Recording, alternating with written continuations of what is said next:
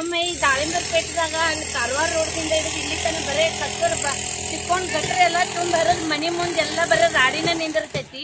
ಹುಡುಗರು ಗರ್ಭಿಣಿ ಹೆಣ್ಮಕ್ಳು ಹೆಂಗ್ ಅಡ್ಡಾಡ್ಬೇಕು, ಸಾಲಿ ಹುಡುಗರು ಹೆಂಗ್ ಅಡ್ಡಾಡ್ಬೇಕು ನೋಡ್ರಿ.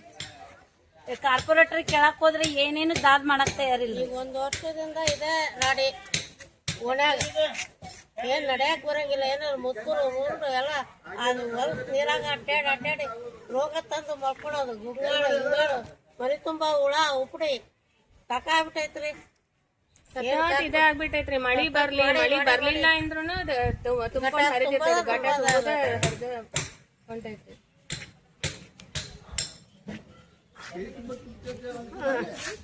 ಮಾತಾಡ್ ನೀನು ಮಾತಾಡಿ.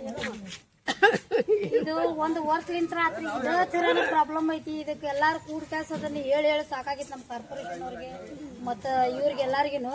ಇದ್ರದ್ದು ಏನಾರ ಒಂದು ತಗೊಂಡು ಸೊಲ್ಯೂಷನ್ ತಗೊಂಡು ಇದಕ್ಕೊಂದು ದಾರಿ ಮಾಡಿಕೊಡ್ರಿ ಅಂತ ಹೇಳಾಕತ್ತೀವಿ. ಮೇನ್ ಗಟ್ರಿಂದ ಪ್ರಾಬ್ಲಮ್, ಚಂಬರ್ ಪ್ರಾಬ್ಲಮ್ ಇದೆಲ್ಲ ಐತಿ. ಅದನ್ನ ಆದಷ್ಟು ಈಗಾಗಲೇ ವರ್ಷಗಟ್ಲೆ ಆಯ್ತು ನಾವು ಅಡ್ಡಾಡಾಕತ್ತು. ಯಾರೊಬ್ರು ಕೇರ್ ಮಾಡೋಲ್ರು. ಮಾಡ್ತೀನಿ ಹೇಳ್ತೀನಿ ಇದಾಗತೈತಿ. ಈಗ ನಮಗೆ ಸಾಕಾಗೈತಿ. ಇದನ್ನ ಈ ವರ್ಷ ಎಷ್ಟೊತ್ತಿದ್ರು ಆಗಬೇಕು. ಇದು ತಿಂಗಳದೊಳಗಿದೆ.